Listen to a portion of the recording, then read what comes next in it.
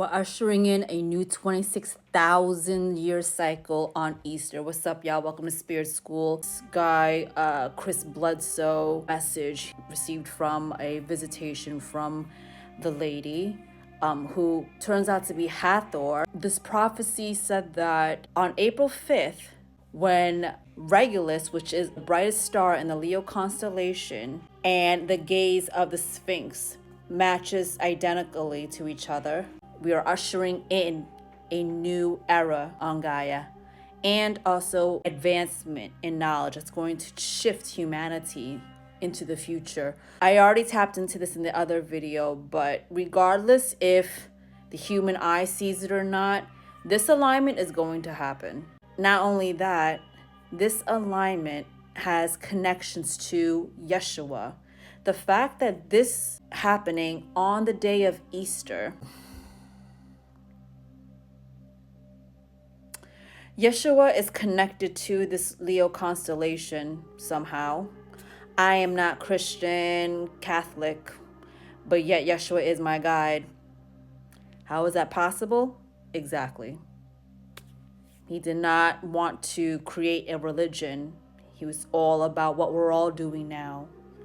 Finding ourselves within and spreading love, compassion, and knowing the possibilities as long as you align with yourself. That's what he was preaching back then. He has some sort of connection, is what I'm getting. A connection to this Leo constellation and Regulus. Something about cosmically, the planets were somehow aligned when it came to him and his incarnation here, something like that.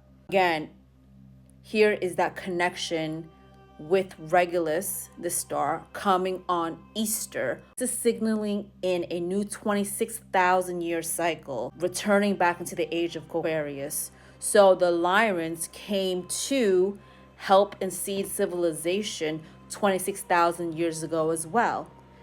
Predates what's on record in ancient Egypt right now. They've been here way before that.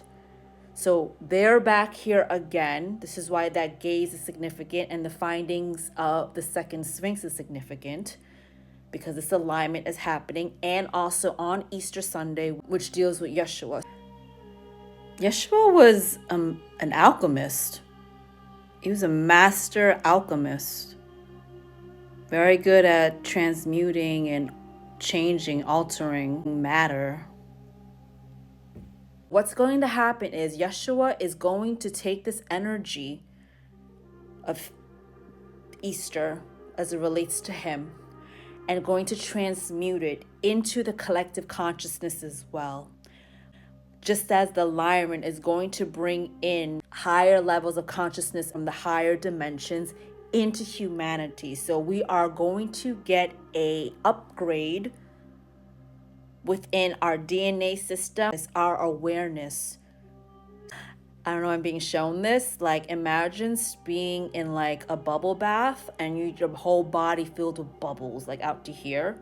Like, that's how much of this high dimensional frequency energy we're going to receive on Sunday.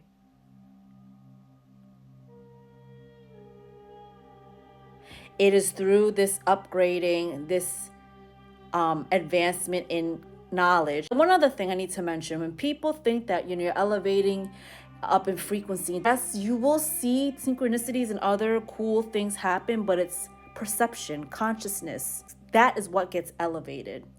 So please keep that in mind. What comes of this as a result will happen down the line. You also have to remember, we are just in the beginning of the age of Aquarius. This goes on for 2,000 years. So we are literally the beginning stages of history, seeing it unfold firsthand, the very genesis of this new era.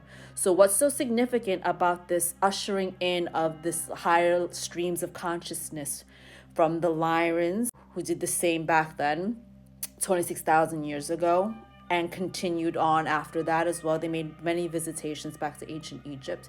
And also from Yeshua transmuting this energy him being celebrated into love and compassion for all as well, putting that directly into our heart chakras, okay? Filling us with that. So our not only is our perception, willingness, interest in spirituality, educate ourselves more about history and really, all those things. Your love for humanity is going to strengthen as well through these new streams of consciousness. This is the Great Awakening, not because we're only in this new cycle, because every 26,000 years you go through all the zodiac signs and you go through all the cycles again. The difference is that we are starting on a completely clean slate with the removal of the powers that held this energy, this low vibrational energy on Gaia for thousands of years. That is being removed, has been removed. It's done for them. So, and I'm talking at a ET level.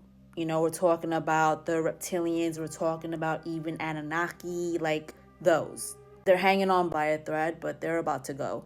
There's nothing left for them here. They don't have control anymore. What's happening now is that we are now being able to build Gaia, humanity, into a new era within this age of Aquarius. And we're going to go through all the other 12, 11 cycles after this, but it's going to come from a high vibrational space. So it's not going to be as low vibrational as it was during the other cycles when these beings had control of Gaia. Now that it's been taken over and Gaia's ascension has risen, we are building from a high vibrational state and will be able to handle what comes from this. From a vibration of wisdom, compassion, and always thinking about the greater good of humanity.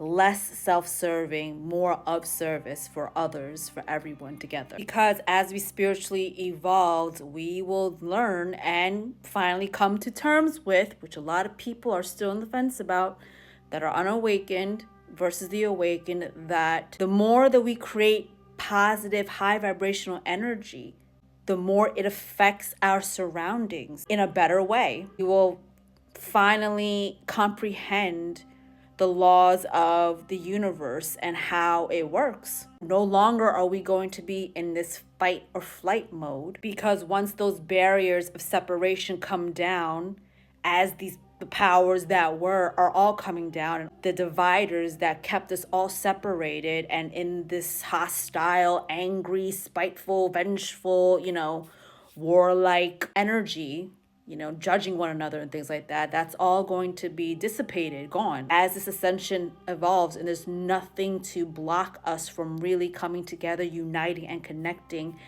living in peace and harmony. And we're going to come to realize as we continue to ascend that we thrive much better and get much further advancement-wise when we're living in harmony, like most planets understand. Going to be fully integrated with our cosmic brothers and sisters. There's going to be trade, resources, coming together for certain things, finally taking our place among the stars where we belong, with a wild, dramatic story of how we got here. And other beings are going to look at us like we're freaking cool as hell, because we are proof that the experiment of all beings within this universe living in peace is possible.